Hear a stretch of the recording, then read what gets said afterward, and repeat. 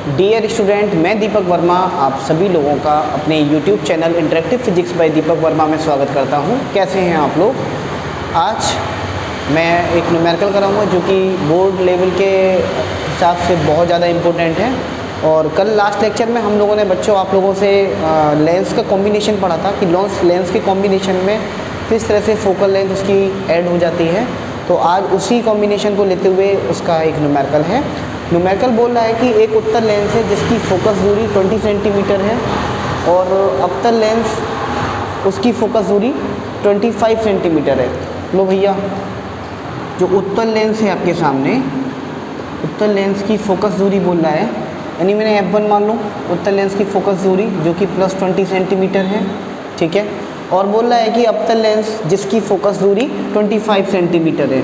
तो मैंने बोला अवतल लेंस, ये ले लो भैया अवतल लेंस। अगर मैं अवतल लेंस के लिए बात करूँ तो इसकी फोकस दूरी 25 सेंटीमीटर। अब चूंकि ये अवतल लेंस है तो इसके लिए हम नेगेटिव लगा लेंगे, ठीक है। इस दोनों को कांटेक्ट में रखा गया है। एक लेंस आपके सामने ये रहा और अवतल के लिए हम बोलते हैं कुछ इस तरह से, ये कांटेक्ट में है, एक दूसरे के कांटेक्ट में है, ठीक है। तो कांटेक्ट वाले न्यूमेरिकल करा रहा हूँ मैं आपको। बोल रहा है इस युग्म से 2 मीटर की दूरी पर रखी वस्तु के प्रतिबिंब की स्थिति तथा उसकी स्थिति को ज्ञात कीजिए। अब बच्चों कॉम्बिनेशन ऑफ लेंस का केस हो गया। एक लेंस आपके सामने उत्तल लेंस है, एक लेंस आपके सामने अवतल लेंस है। तो हम इसमें कंबाइंड फोकल लेंथ निकाल सकते हैं क्योंकि ये दोनों लेंस है ना अलग अलग प्रकृति के। एक उत्तल लेंस है, एक अवतल लेंस है, एक कन्वर्जिंग नेचर का, एक डाइवर्जिंग नेचर का है। तो इसके लिए एक रिलेशन है आपके सामने 1/f = 1/f1 + 1/f2। यानी कि आप यहाँ से कंबाइंड आप इसकी फोकल लेंथ निकाल सकते हैं। 1/f1 की लिखेंगे यहाँ पे +20 प्लस 1/f2 को -20 और 20 और 25 का एलसीएम अपने के आपके सामने आ गया 100। यानी ये आएगा 5 - 4 = 1/100। आप यहाँ पर लिख सकते हैं 1/f = 1/100, यानी कि f निकालेंगे 100 सेंटीमीटर निकल के आएगा क्रॉस मल्टीप्लाई करके। f 100 सेंटीमीटर का मतलब हो गया, आप बोलेंगे f को 1 मीटर, क्योंकि 1 मीटर में आप जानते हैं बच्चों 100 सेंटीमीटर होते हैं। तो यहाँ पे दोनों लेंसों का जो कंबाइंड आपने फोकल लेंथ निकाला है 1/f = 1/f1 + 1/f2 करके, तो यहाँ से जो फोकल लेंथ निकल के आया है बच्चों 1 मीटर निकल के आया है। अब हमारे सामने लेंस का एक रिलेशन पता है, आपको लेंस का रिलेशन पता है कि 1/v जो लेंस मेकर फॉर्मूला है, 1/u लेंस फॉर्मूला है = 1/f। यहाँ पर v जो रहती है वो वस्तु के प्रतिबिंब की दूरी रहती है, u वस्तु की दूरी रहती है और f फोकल लेंथ रहती है। आप बच्चों यहाँ तक नोट कर लीजिएगा।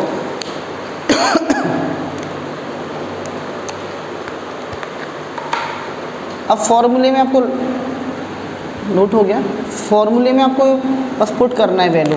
आपके सामने f की वैल्यू पता है कितनी निकल के आई है 1/1। आपको पूछा गया है प्रतिबिंब की स्थिति तथा आपको बताना है प्रतिबिंब की स्थिति तथा उसकी प्रकृति बतानी है। तो ये 1/v, इसके अलावा जो ऑब्जेक्ट है वो 2 सेंटीमीटर की दूरी पर रखा गया है, यानी कि -2 बोल सकते हैं हम इसे। बोल रहा है सॉरी 2 मीटर की दूरी पर, तो यहाँ पे -2 आ जाएगा क्योंकि u की वैल्यू जो हो जाएगी वो -2 हो जाएगी। अब यहाँ से बच्चों आप लोग केवल आपको कैलकुलेट करना है, तो v की पोजीशन बतानी है। तो 1/b = हो जाएगा 1 और यहाँ पर जाएगा, ये माइनस से माइनस कैंसिल आउट होगा, तो यानी कि ये फिर से 1/2 बचेगा क्योंकि प्लस का हो जाएगा, आगे जाके इधर जाके माइनस का हो जाएगा। ये 2 -1 यानी 1/2। यहाँ से बच्चों आप लोग निकालेंगे तो v = निकल के आएगा 2 मीटर। 2 मीटर यानी कि ऑब्जेक्ट आपका कितना है, u = कितना है आपका, u भी आपका 2 मीटर पर है, यानी -2 मतलब प्रिंसिपल एक्सिस ऑप्टिकल सेंटर से लेफ्ट हैंड साइड में u आपका -2 सेंटीमीटर है और v आपका कितना निकल के आया है, यहाँ से 2 मीटर निकल के आया। अब बच्चों रेखीय आवर्धन, क्योंकि मैंने बताया था प्रकृति के लिए और स्थिति के लिए आप रेखीय आवर्धन निकालिए। तो रेखीय आवर्धन के लिए फॉर्मूला होता है m = v/u। यहाँ से v निकालेंगे आप 2 निकल के आएगा, u आपका -2 है यानी कि ये निकल के आएगा -1। अब m की जो वैल्यू आ रही है बच्चों, यहाँ पर m जो निकल के आएगा वो निकल के आ रहा है m = -1। अब m = -1 का बच्चों मतलब क्या हुआ, जो जितना ऑब्जेक्ट की हाइट है, समझना ध्यान से, m इक्वल टू -1 का मतलब क्या हुआ, माइनस क्या रिप्रेजेंट कर रहा है, जो प्रिंसिपल एक्सिस है, मुख्य अक्ष है, मुख्य अक्ष से तो एक तो नीचे इमेज बन रही है, नीचे प्रतिबिंब बन रहा है, माइनस का मतलब तो एक ही हो गया। तो जो उसकी इमेज बनेगी, यानी कि जो उसका प्रतिबिंब बनेगा, प्रतिबिंब एक तो बना नंबर 1 मुख्य अक्ष से नीचे बनेगा, मुख्य अक्ष से नीचे बनेगा, ध्यान से समझना, नीचे बनेगा।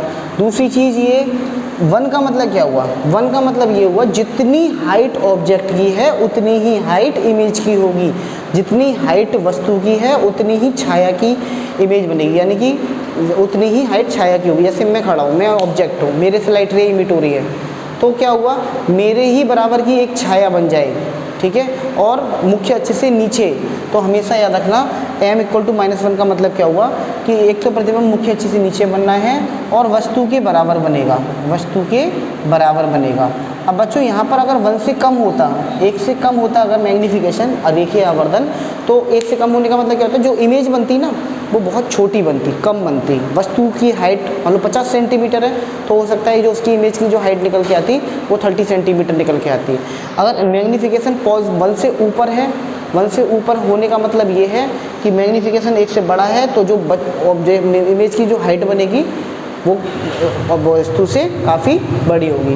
तो ये न्यूमेरिकल था, ये बोर्ड लेवल पे पूछ लिए जाते हैं, ये पूछा भी गया हुआ है न्यूमेरिकल। तो इस तरह के न्यूमेरिकल की आप लोग प्रैक्टिस कीजिएगा, और अगर नहीं क्लियर हो पाता है तो मुझे कमेंट बॉक्स में कमेंट कर दीजिएगा। Thank you very much.